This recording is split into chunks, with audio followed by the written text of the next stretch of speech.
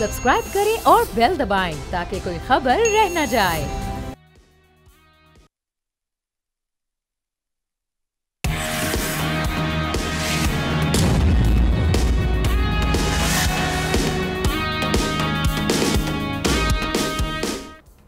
अस्सलाम वालेकुम नाज़रीन, आप देख रहे हैं न्यूज़ पंच। मैं हूं आमना खटाना। प्रोग्राम का आगाज़ करते हैं बड़ी अदालत के अहम फैसले से। आज हमने सुप्रीम कोर्ट ने आर्टिकल 63A केस का जो फैसला था कलअदम करार देते हुए नजर सानी की अपीलें मुत्तफ़िका तौर पर मंजूर कर ली और हमने देखा कि चीफ जस्टिस काजी फाइज ईसा ने मुख्तसर फैसला सुनाते हुए कहा कि अपील मंजूर की जाती है, तफसीली फैसला बाद में सुनाया जाएगा। समाअत के दौरान बैरिस्टर अली जफर और चीफ जस्टिस के दरमियान दिलचस्प मुकालमा भी हुआ। अली जफर साहब जो कि PTI के वकील हैं, उन्होंने कहा कि 63A के फैसले में लिखा है कि हॉर्स ट्रेडिंग कैंसर है। चीफ जस्टिस बोले ये गलत अल्फाज इस्तेमाल किए गए हैं। जज सिर्फ ये तय कर सकता है कि कोई चीज़ आईनी व कानूनी है या नहीं। ये कोई मेडिकल अफसर ही बता सकता है कि कैंसर है या नहीं। अली जफर ने कहा कि अरकान असम्बली को वोट देने या ना देने की हिदायत पार्लिमानी पार्टी देती है। पार्लिमानी पार्टी की हिदायत पर अमल ना करने पर पार्टी सरबराह नाअहली का रेफरेंस भेज सकता है। इस पर चीफ जस्टिस ने रिमार्क्स किए कि इस हिसाब से तो पार्टी के खिलाफ वोट देना खुदकुश अमल है। वोट भी शुमार नहीं होगा और नशे से भी हाथ धोना पड़ेगा। यहाँ हम अपने नाजरीन की मालूमात के लिए बताएं कि इस केस का जो पस मंज़र आया वो ये कि 17 मई 2022 को सुप्रीम कोर्ट ने आर्टिकल 63A की तशरीह से मुतालिक सदारती रेफरेंस पर फैसले में कहा था कि मुनहरिफ रुकने असम्बली का पार्टी पॉलिसी के खिलाफ दिया गया वोट काउंट नहीं होगा। ताहयात नाअहली या इसकी जो मुद्दत का तयन है नाअहली का, वो पार्लिमान करेगी। अब इस केस की टाइमिंग पर बड़े सवालात उठ रहे हैं। इससे पहले हमने देखा कि इस केस का जो जजेस का जो इस हवाले से बेंच बना था उस पर भी बड़े एतराज़ात उठे। आज बाकायदा बॉयकॉट कर दिया गया अली जफर साहब की जानिब से, यानी PTI की जानिब से। सारे मामलात किस जानिब जा रहे हैं और जिस तरह से एहतजाज होता रहा इस दौरान, तो ये इसकी इम्प्लिकेशन क्या हो सकती हैं कानूनी। साथ ही साथ ये जो मामला है आइनी तरामीम वाला मामला, इसको लेके इस मामले से जोड़ा जा रहा है। तो क्या ये अब आना आसान हो जाएगी आइनी तरामीम? फैसले का आइनी तरामीम पर क्या असर हो सकता है? तमाम मामला पर डिस्कस करते हैं। हमारे साथ आज पैनलिस्ट पे हैं ज़ाहिर शाह शिराजी साहब, एहतशामुल हक साहब, PJ मीर साहब भी हैं। उन्होंने हमें ज्वाइन किया, आपका खुसूसी शुक्रिया। साथ ही साथ अब्दुल्ला हमीद गुल साहब, चेयरमैन जवानाने पाकिस्तान हैं, आप दोनों का खुसूसी शुक्रिया अदा करेंगे।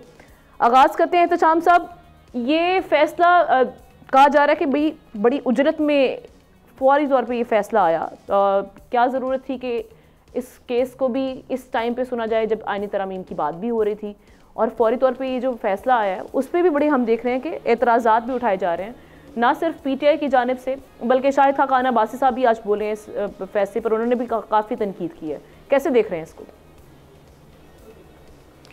देखिए हमना ये उजलत की जो बात कर रही हैं आप, मेरा ख्याल है ये अब इस पर हम क्या तबसरा करें। ये हमारी सुप्रीम कोर्ट है या हाई कोर्ट्स हैं, यहाँ पे जिस तरह फैसले होते हैं, जिस तरह डिले होते हैं, मुझे आपके उजलत से फ़ौरन एक चीज़ याद आई है कि कई बरस पहले ये एक केस था हाई कोर्ट में, सुप्रीम कोर्ट में, कि जो रिटायर्ड मुलाजमीन थे उनकी तरफ से था कि इस्लामाबाद में उनको प्लॉट्स मिलने चाहिए।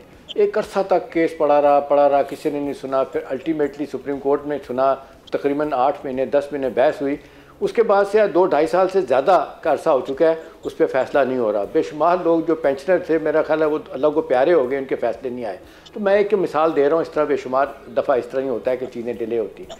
अब सवाल ये 63A का मामला क्या, आप बिल्कुल सही कह रही हैं, दोनों लिंक्ड हैं, ये इसके साथ लिंक्ड है। अभी आपने खबरें सुनी थी कि आज कौमी असम्बली और सेनेट का इजलास बुलाने की बात हो रही है। जो लोग बाहर गए हुए हैं, पता चला जी खुशी शाह साहब हैं, तारिक फजल चौधरी हैं, उनको जल्दी जल्दी बुलाया जा रहा है। तो ज़ाहिर है वो जो ओरिजिनल स्कीम ऑफ थिंग देखें या आप स्क्रिप्ट जो लिखा गया या उसके मुताबिक, तो यही लग रहा है कि हुकूमत चाहेगी। बिलावल साहब कह रहे हैं जी 25 से पहले हो जाए तो अच्छी बात है, आइनी तरमीम का मामला। और बाय द वे आज इस फैसले को बहुत से हवालों से इफ्स एंड बट्स के करते रहे हैं। मौलाना फजल रहमान आमना, उन्होंने भी इसको सपोर्ट कर दिया कि हम इस फैसले को सही मानते हैं जो किया गया है। अब सवाल ये कि है क्या, ये थोड़ा सा एक आध मिनट अगर मैं आपको सब बता दूं अपने नाज़रीन को स्टूडेंट हिस्ट्री के तौर पे।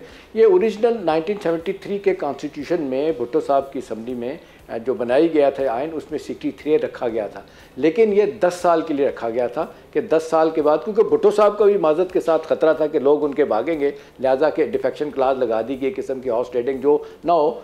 लेकिन 10 साल के बाद वो सनसेट क्लास थी कि 83 में ख़त्म हो जाएगा, वो ख़त्म हो गई। उसके बाद फिर क्या हुआ, 96 में नवाज़ साहब को ख़तरा पैदा हुआ, उन्होंने इसको लागू करवा दिया था। अब आप देख लें 2022 में जिस तरीके से 5 में से 2 ने इसको मुखालफत की थी, 3 ने इसकी हमायत की थी, और आज आप देखते हैं फैसला जिस अंदाज से इसके में आया कि 5-0 से यह फैसला आया। अब इसकी कॉनोटेशन क्या बनती है, इसके सियासी असरात क्या हैं, ये तो बिल्कुल राइटिंग द वॉल है कि गवर्नमेंट जो है वो प्लान कर चुकी है। जरदारी साहब हों, बिलावल साहब हों, नवाज शरीफ हो, उनको ये लग रहा है कि अगर हम नहीं करते तो उनको लग रहा है कि अदालतें उनके लिए मुसीबत बना देंगी, अगला सेटअप कुछ और आ जाएगा। 25 के बाद इस तरह रोज़ बातें होती हैं, अगर आ जाते हैं मंसूर इरशाद तो उसके बाद फिर क्या होगा। PTI के लीडर ने पहले ही मैंने आपको बताया, कह चुके हैं कि जी हमारी हुकूमत आ जाएगी, इस हुकूमत का सफाया हो जाएगा जब केस जाएगा कि 8 फरवरी का इलेक्शन धांधली वाले इलेक्शन थे।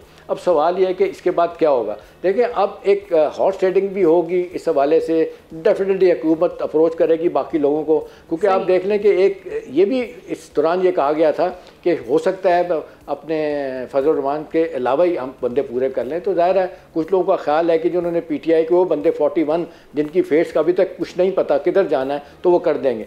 आखिरी बात आमना इस हवाले से है कि देखें मुझे ज़ाती तौर पर लगता है कि ये होना चाहिए। अभी देखें बोरिस जॉनसन जो थे अब 2-2.5-3 साल पहले तक बरतानिया के प्राइम मिनिस्टर, 148 अपनी पार्टी के लोगों ने उनके खिलाफ वोट दिया था, वो डिसीट नहीं हुए थे।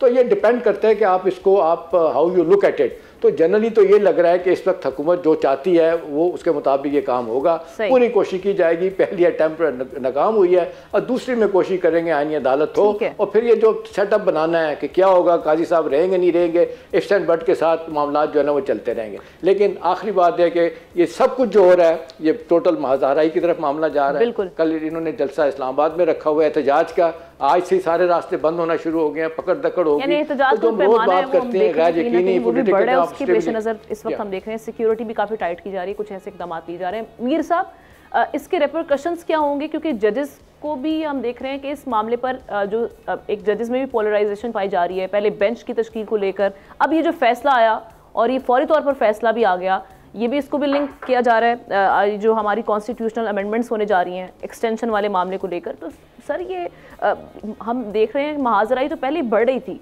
इससे तो मामला तो और ख़राब नहीं होंगे? देखिए ये अगर आप इसको गहरी नज़र से देखते हैं, ये पॉलिटिक्स ऑफ सर्वाइवल है, जिसके अंदर आप कभी मिलिट्री को भी इन्वॉल्व कर लेते हैं और अब आपने जुडिशरी को इन्वॉल्व कर लिया है कि आपका सर्वाइवल कैसे होगा। और जो इनकम्बेंट गवर्नमेंट्स होती हैं वो पूरा अपना कार्ड्स खेलती हैं। और यहाँ जो बेसिक चीज़ जो हमने जिसको एड्रेस करना है वो है credibility and morality of the members. जब हम बात करते हैं हॉर्स ट्रेडिंग कि किसी को यहाँ पैसा लगा दिया, मुझे पता है कि नवाज शरीफ के साथ क्या हुआ था। वो जो फ्रंटियर के 2 मेंबर्स थे वो इधर जा रहे थे तो कितने करोड़ रुपए लगे, और फिर उसके बाद things went the other way. The question is कि क्या ऐसे लोग आपको गवर्न करेंगे as members of the parliament?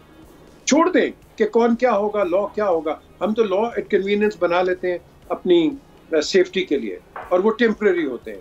जिस तरह अभी मेरे भाई ने कहा, ये भुट्टो साहब ने भी किया हुआ है, ये नवाज शरीफ ने भी किया हुआ है, आज ये कर रहे हैं, कल कोई और कर लेगा।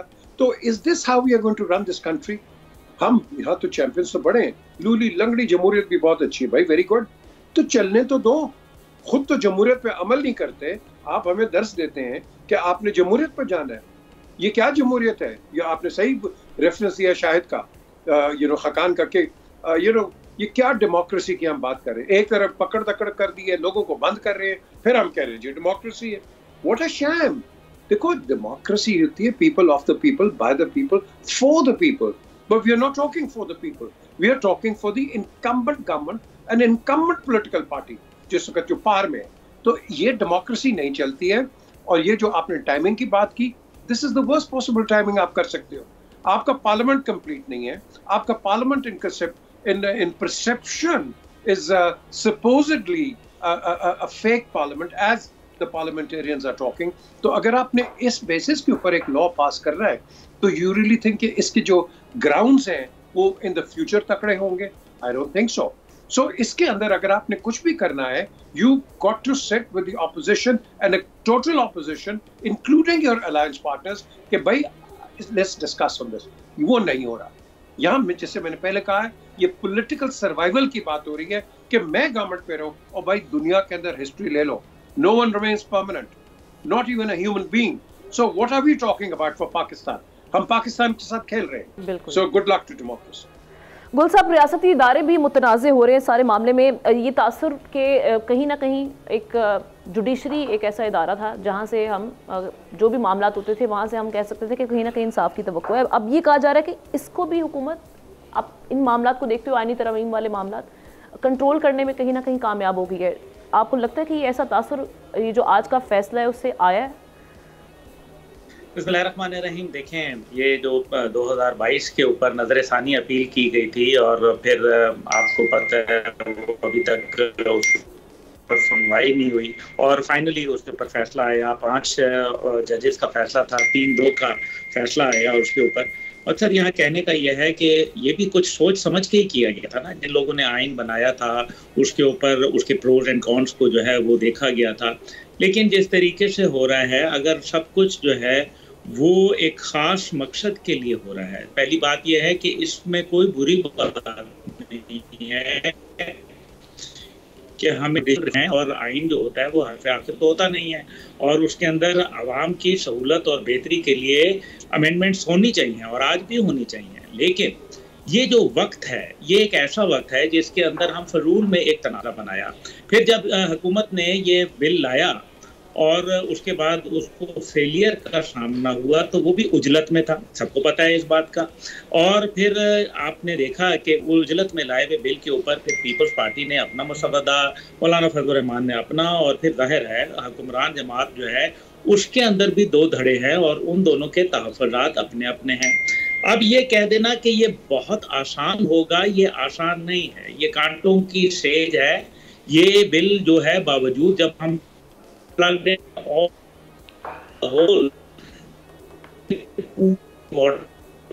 हमें ये देखना बड़ा जरूरी है कि इससे नताइज क्या एकदम जो रोजाना एहतजाज कर रही है और एहतजाज एक ऐसे वक्त में जब एक अहम कॉन्फ्रेंस को जा रही है वस्त अक्टूबर के अंदर और 3 रोज दौरे के ऊपर वज़ीर आज़म मलेशिया भी मौजूद है। अब सुप्रीम कोर्ट के अंदर अपना भी डिवाइड मौजूद है। ये बात दुरुस्त है कि रियासत के पास बहुत इख्तियारात और बहुत ताकत होती है और वो इसका इस्तेमाल करती भी है और नज़र भी आ रहा है। ऐसी सूरत के अंदर अगर बिल पास भी हो जाता है तो क्या मुस्तकबिल में इसके नताइज जो हैं वो खातिर खा होंगे या वो मजीद बुराई लाएगी? आज देखें ना, वकला की तंजीम ने जो है उठ के इस बिल की मुखालफत की है और वकला जो बरादरी है उसके अंदर डिवाइड। बिल्कुल हम देख रहे हैं इस पर भी काफ़ी गम गुस्सा भी पाया जा रहा है। एहतजाज भी हुआ मीनवाइल, जिस तरह से पुतले जलाए गए, जो मामला सामने आए, जो तनकीद इस वक्त हो रही है सोशल मीडिया पर भी, वो अपनी जगह पर मौजूद है। शाह साहब, आप किस तरह से देख रहे हैं इस फैसले को और ये जो आईनी तरमीम का रास्ता है ये आसान हो जाएगा?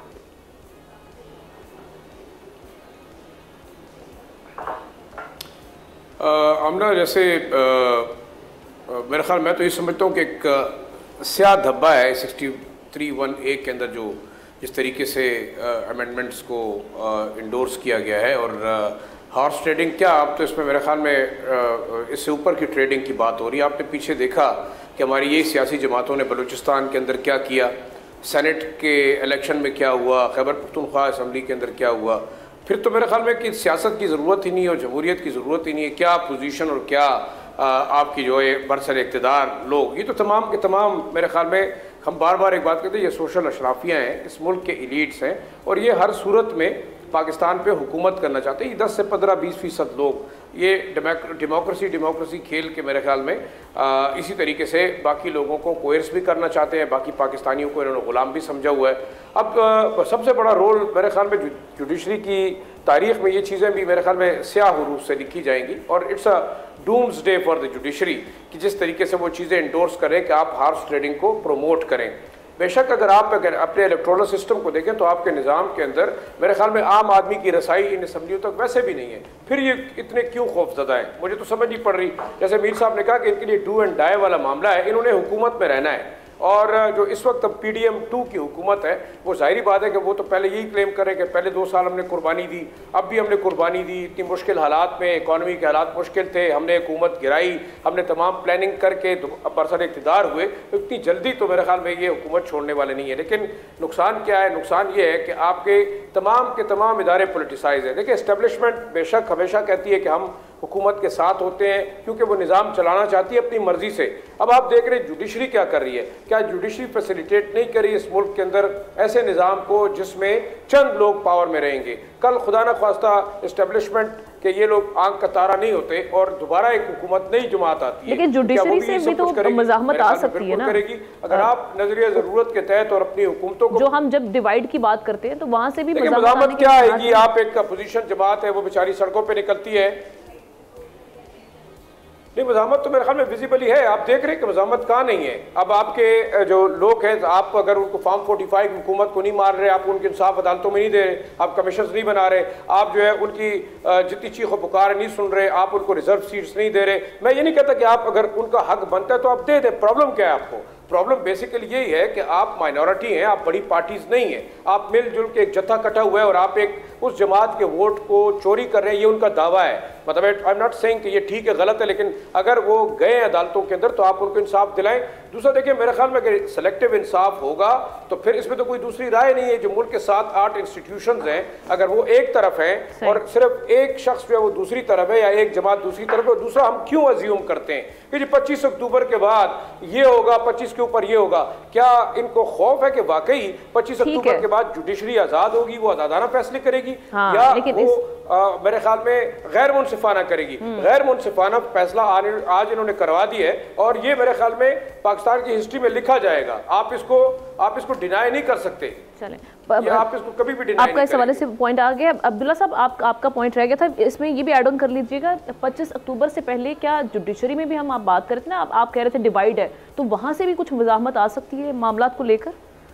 इस इम्कान को भी रद्द नहीं किया जा सकता। यह है कि जुडिशरी के ऊपर तो डिवाइड है और जाहिर है जो आदमी जिसको सेक्रीफाइस होने वाला है, जिसको पता है कि उसका मुस्तकबिल तारीख हो जाएगा, वो लड़ेगा। देखें ये सर्वाइवल ऑफ द फिटेस्ट है, बड़ा वाज़ेह नज़र आ रहा है। या तो हमने कुछ अरसे में ये देखा है कि रियासत जितनी पहले कभी मजबूत हुआ करती थी उस तरह से अब नहीं रही, और ये वक्त के साथ साथ होता है। ये कोई ऐसी कोई बड़ी बात नहीं है, दुनिया में हर जगह हो रहा है। इसका मतलब तो बड़ा वाज़ेह है कि ज़रूरी नहीं कि जो हमने फैसला, एक ज़माना था हमारे तीनों मौजूद पैनलिस्ट जानते हैं कि जो कह दिया जाता था वो हो जाया करता था, लेकिन अब ऐसा नहीं होता। हमने 9 मई के वाक़यात भी पहले कभी नहीं देखे थे, हमने इस तरीके से जो हुकूमत की कमज़ोरियाँ भी कभी नहीं देखी थी, लेकिन अब देखी है।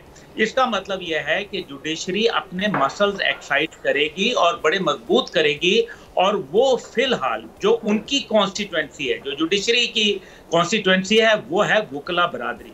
और वकला बरादरी इस टाइम पे जो है वो ज़्यादा सपोर्टिव हैं उन जज साहिबान के हवाले से जिन्होंने एक मुख्तलिफ स्टांस लिया हुआ है, जो कि हुकूमत मुखालिफ स्टांस है। और दूसरी बात यह है कि वो जो 8 जजेस का फैसला है मखसूस नशिस्तों के ऊपर, वो अपनी जगह तब तक कायम रहेगा जब तक कि उसके मुतबादल फैसला नहीं आ जाता।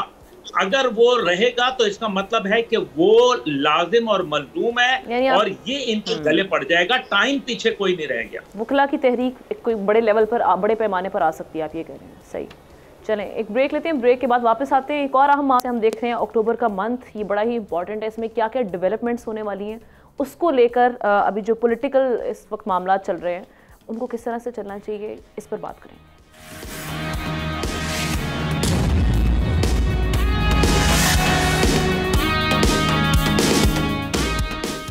Welcome back. इस वक्त हुकूमत सिक्योरिटी खदशात के हवाले से खबरें दे रही है, दूसरी जानिब हम देख रहे हैं अपोजिशन एहतजाज की कॉल्स दे रही है। सिक्योरिटी खदशात के बायस इस्लामाबाद, लाहौर और दीगर शहरों में भी ये कहा जा रहा है कि दफ़ा 144 नाफिज की जा रही है। धरनों, जलसों, मुजाहरों, एहतजाज पर पाबंदी होगी। उधर वज़ीर आला खैबर पख्तूनख्वा अली अमीन गंडापुर ने हर सूरत टी चौक पहुँचने का ऐलान करते हुए कहा है कि पंजाब और जो फेडरल गवर्नमेंट है उसको पैगाम देना चाहते हैं कि हर सूरत ये प्रोटेस्ट हम रिकॉर्ड करवाएंगे। पीटीआई एक ऐसे हालात में, ऐसे वक्त में जलसे जुलूस कर रही है जब हम देख रहे हैं कि मलाइशियन प्राइम मिनिस्टर इस वक्त दौरा पाकिस्तान पर मौजूद हैं और वफाकी दारुल हुकूमत में सिक्योरिटी हाई अलर्ट है। दूसरी जानिब 15 और 16 अक्टूबर यानी इस महीने के 16 और 15 तारीख को पाकिस्तान में SCO शंघाई ताउन तंजीम की कॉन्फ्रेंस होने जा रही है, जिसकी बैनुल अक़वामी सतह पर सिग्निफिकेंस से हम सब वाकिफ़ हैं और जिसके ज़रिए पाकिस्तान ये तासुर देने की कोशिश कर रहे हैं कि ये मुल्क बड़े ममालिक के सरबराहान की उनको होस्ट करने के लिए तैयार है। ऐसे हसास मौके पर मौलाना फजलुर रहमान साहब ने हुकूमत से मुतालबा किया है कि जो कॉन्स्टिट्यूशनल अमेंडमेंट है इसको भी मौखर कर दिया जाए और साथ ही साथ ऑपोजिशन से भी डिमांड की है कि वो भी प्रोटेस्ट अभी ना करें। ऐसे हालात में क्या पीटीआई एहतजाज की कॉल वापस ले लेगी या उसको लेनी चाहिए? साथ ही साथ ये जो मामला हम देख रहे हैं ये किस जानिब जाएंगे? कॉन्स्टिट्यूशनल अमेंडमेंट्स, इसको भी क्या मौखर कर देना चाहिए फ़िलहाल हालात की नज़ाकत को देखते हुए या हसासियत को देखते हुए? जी मीर साहब।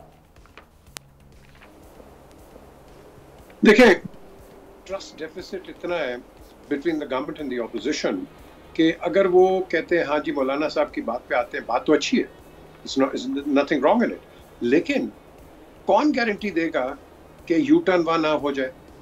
ये देखें ना, बात तो यहाँ आती, या तो एक दूसरे पे ट्रस्ट होता तो हम ऐसी नौत पे, आप कह लो कि नौयत पे पहुंचते नहीं। हम पहुंच गए हैं, हम जा रहे हैं पॉइंट ऑफ नो रिटर्न के ऊपर। अब पॉइंट ऑफ नो रिटर्न एक ही तरीके से आप इसको रिजॉल्व कर सकते हैं, या तो आप सारे बैठ के एक दूसरे से बात कर लें, या जब आप डेमोक्रेसी की बात करते हैं तो जो गवर्नमेंट्स होती हैं उनकी सबसे बड़ी जो ऑपोजिशन होती है इन अ पार्लियामेंट्री फॉर्म, वो होती है ऑपोजिशन। तो अगर आप ऑपोजिशन का मुंह बंद करने पे तुले हुए हैं तो फिर आप किस डेमोक्रेसी की बात कर रहे हैं? आपको क्या चाहिए कि आपने ही परमानेंट रहना है?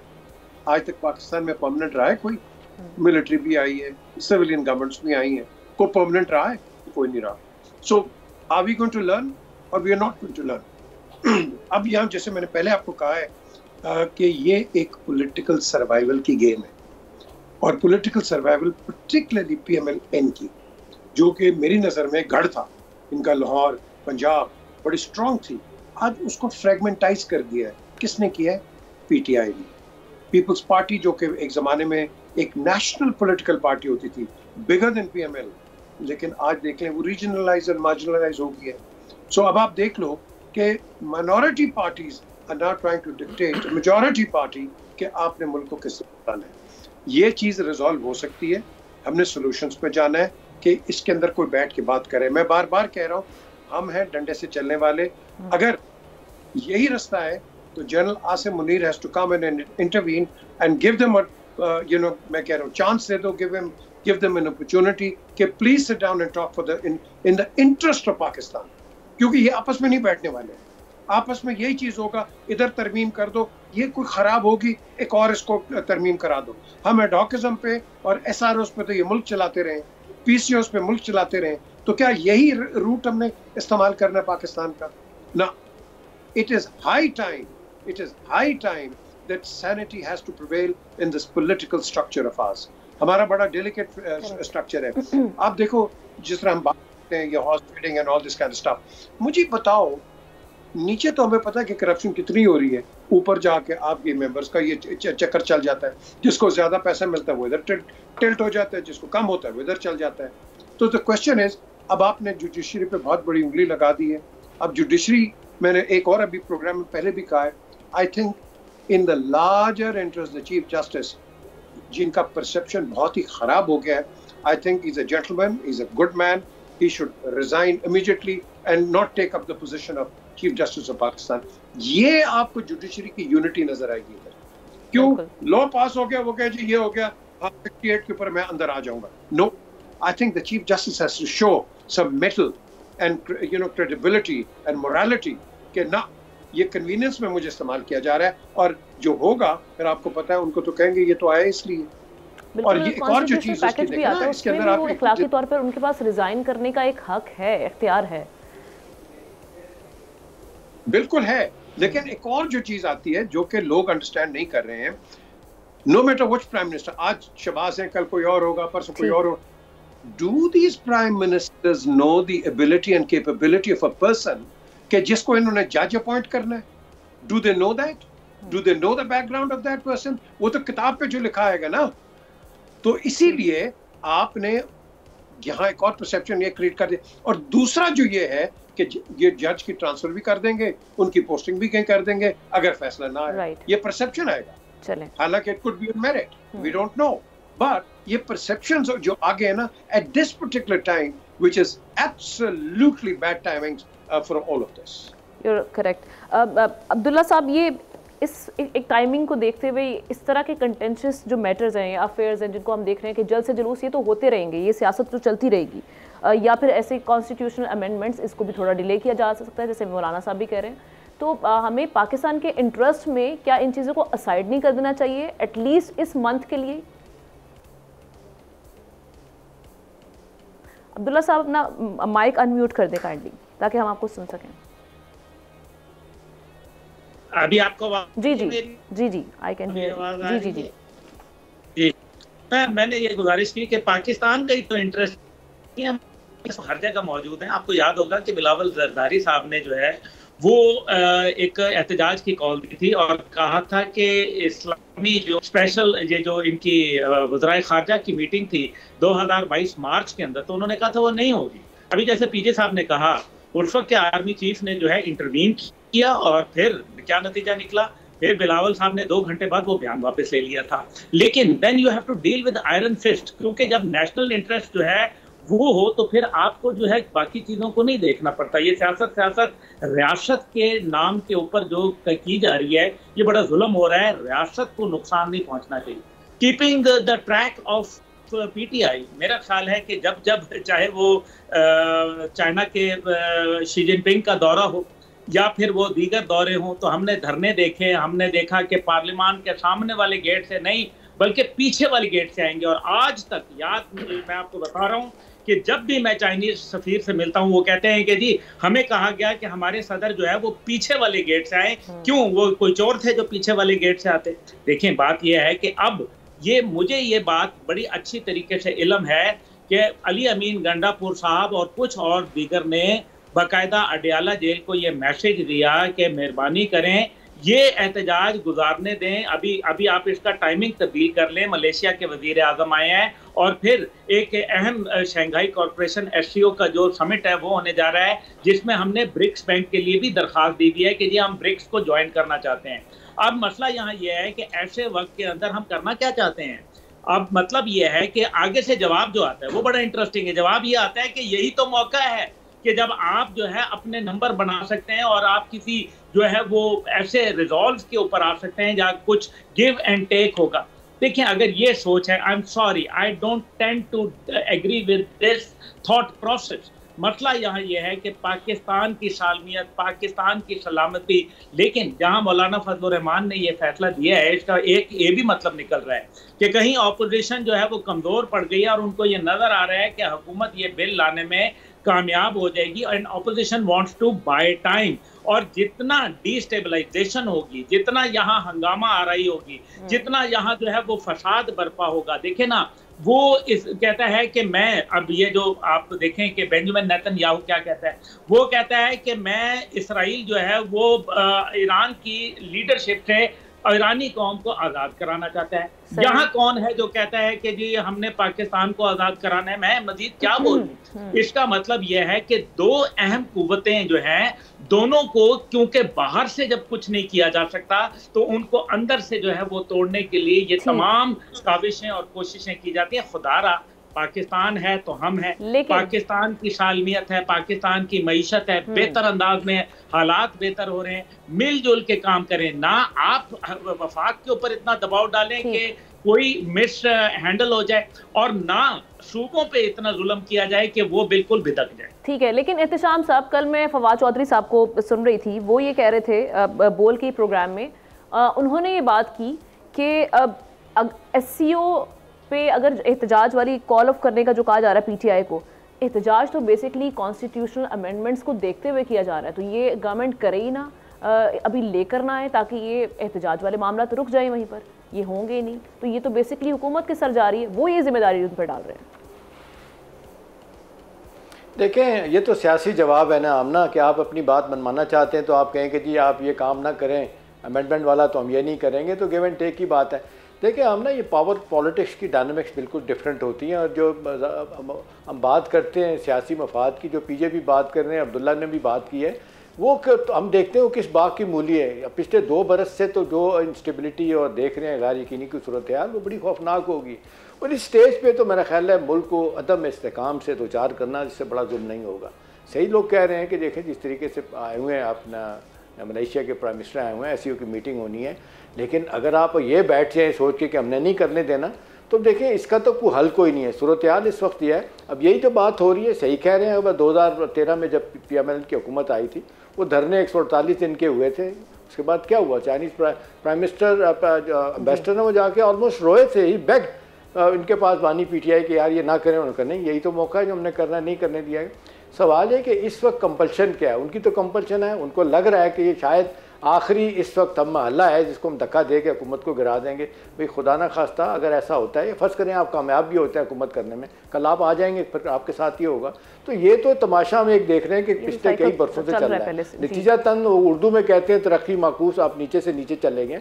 अब सवाल ये है कि जी ये बेटर सेंस कहाँ प्रिवेल करेगी, मुझे नहीं लगता कतई तौर पर ऐसा होगा। ये सियासी मफाद जिस तरीके से लोग अपने आगे लेके जा रहे हैं, वो तो उनको लग रहा है कि यार इस वक्त इस हल्ले में सब कुछ करने। अब सवाल ये है कि हमारी जुडिशरी क्या करेगी, हमारे सियासी अदारे क्या करेंगे। देखिए ना, अब जिस अंदाज से सिविल एडमिनिस्ट्रेशन वकरना जिस तरीके से पिछले ख़ास तौर पे 4 दहाइयों से अपने आप को उन्होंने करप्शन नाअहली के नज़र किया, नतीजतन क्या हुआ, इस्टेब्लिशमेंट मजबूत हुई, अदलिया और इस्टेब्लिशमेंट मिल के हुकूमत को पूरे मुल्क को चलाया। आज मामला क्या है कि इस्टेब्लिशमेंट और अदलिया के दरमियान मामला ख़राब हो चुके हैं।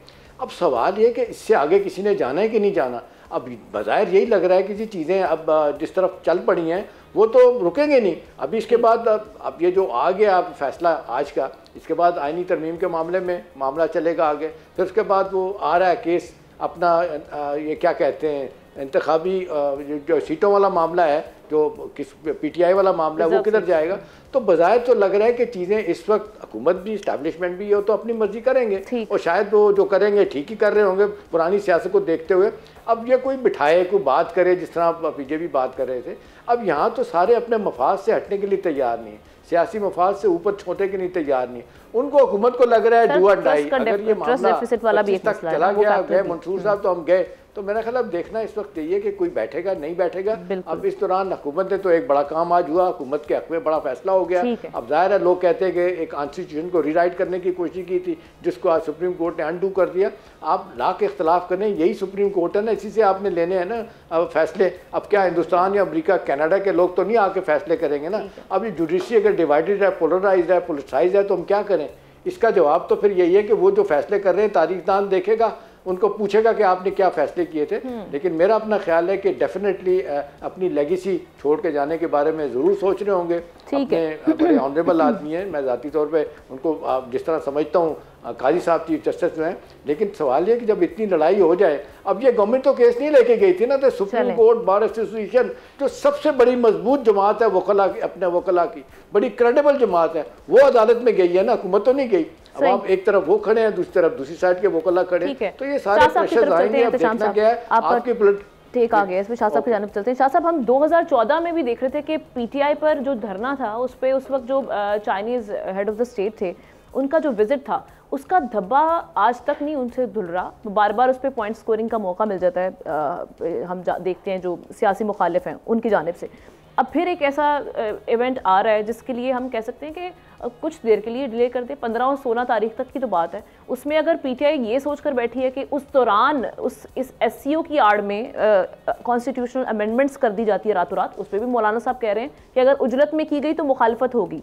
आसान तो नहीं होगा इतनी जल्दी करना ये वाले मामला, तो फिर PTI कर सकती है मौखर। आमना वैसे 2014 का जो धरना था उसको किसी ने रोका या किसी ने प्रमोट किया? मेरे ख्याल में चीज़ें बड़ी वाज़ेह हैं। PJ साहब ने कहा कि जी आर्मी चीफ को आके इनको बिठाना चाहिए। मेरे ख्याल में जब ज़रूरत होगी, मेरे ख्याल में खाली स्टिक बाहर आएगी और ये सारे बैठे होंगे। आप क्या समझते हैं कि हमारे यहाँ, मैं तो बार बार एक ही चीज़ कह रहा हूँ कि ये पता नहीं पॉलिटिकल तमाशा जो लगा हुआ है वो हुकूमत की अपनी सर्वाइवल है और तहरीक इंसाफ की या उसकी जमात की अपनी सर्वाइवल की एक जंग है। मैं नहीं समझता कि ये आगे जाके कितना एक्सट्रीम तक जाएगा, इन दोनों को ख़राब करने की कोशिश की। देखिए 2014 के धरनों के ऊपर पीछे भी कोई था जो धरने इतने लंबे चले, और कल आपने फिर देखा कि मियाँ साहब ने फिर सवाल किया कि जी मुझे क्यों निकाला आप लोगों ने, अवाम ने क्यों निकाला, और मैं तो अपोजिशन से बात भी करना चाहता लेकिन मुझे क्यों निकाला। वो ये सवाल किससे कर रहे थे?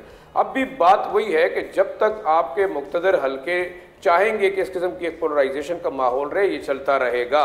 और ना तो मेरे ख्याल में पीपल्स पार्टी में इतना दम है, ना PMLN में इतना दम है कि इनको कोई कहे कि आप ऐसा करें तो तो वो रुकेंगे। दूसरी तरफ आप देखें, एक जमात है या उसका लीडर है, वो अंतर रहता है कि वो तो हर एक्सट्रीम पे जाएंगे। और ये मैं तो समझता हूँ कि जो गड्डापुर साहब 4 और 5 तारीख की धमकी दे रहे हैं कि हम उधर जाएंगे। अच्छा, मुझे एक छोटा सा मेरे जहन में सवाल आता है कि इससे पहले आप गए, आपने जो है संजानी के ऊपर जलसा किया, उसके बाद आप मीनार पाकिस्तान की तरफ गए, वहाँ आपने 10 सेकंड का खिताब किया, वापस आ गए। चले हम एज्यूम करते हैं कि आप चले जाते हैं डी चौक में जाके एक जलसा कर लेते हैं, क्या फ़र्क पड़ेगा उस जलसे से? क्या लीडर बाहर आएगा? बहुत मुश्किल है, क्योंकि जब तक मेरे ख्याल में मुक़्तदर हल्के नहीं चाहते कि कैदी 804 बाहर निकले, उस वक्त तक होगा नहीं। और क्यों ज़रूरत है एक तीसरी जमात की? मेरे ख्याल में PMLN और जो पीपल्स पार्टी है उनकी अपनी एक लिहाज से देखा जाए तो क्रेडिबिलिटी का इशू भी है कि ये दोनों जमातें मिल के भी अगर हुकूमत नहीं चला सकती, इनकी आपस में फिर भी टसलबाजी है। और जैसे हम कहते हैं कि डिसइंटीग्रेशन इनकी इतनी होगी कि रीजनल जमातें हो गई हैं। तो मेरे ख्याल में एक तीसरी आपको पॉलिटिकल जमात हमेशा चाहिए होगी निज़ाम चलाने के लिए। अब बैठना इन्होंने क्यों नहीं है, इनके अपने अपने स्टेक्स हैं। अगर हुकूमत मानती है तो इसका मतलब हुकूमत जाएगी, तो शहबाज शरीफ साहब क्यों अपनी हुकूमत का इख्तिताम चाहेंगे? देखिए, एक सबसे इम्पोर्टेंट चीज़ ये है कि जो इस वक्त जो हालात है या इस वक्त टाइम है वो बड़ा क्रूशल है। हुकूमत भी उसको मिसयूज़ करना चाहती है या यूज़ करना चाहती है, और अपोजिशन की जमात भी कर रही है। तो मैं कहते हैं there is nothing wrong in pressurising your opponents, लेकिन हाँ, इसमें मुल्क का नुकसान कितना होगा?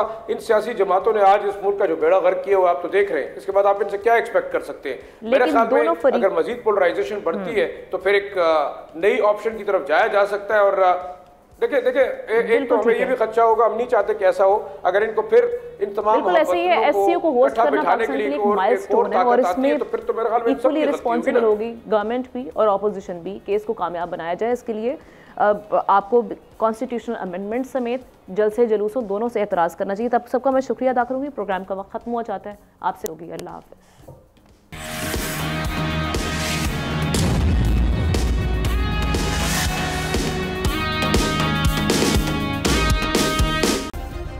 सब्सक्राइब करें और बेल दबाएं ताकि कोई खबर रह न जाए।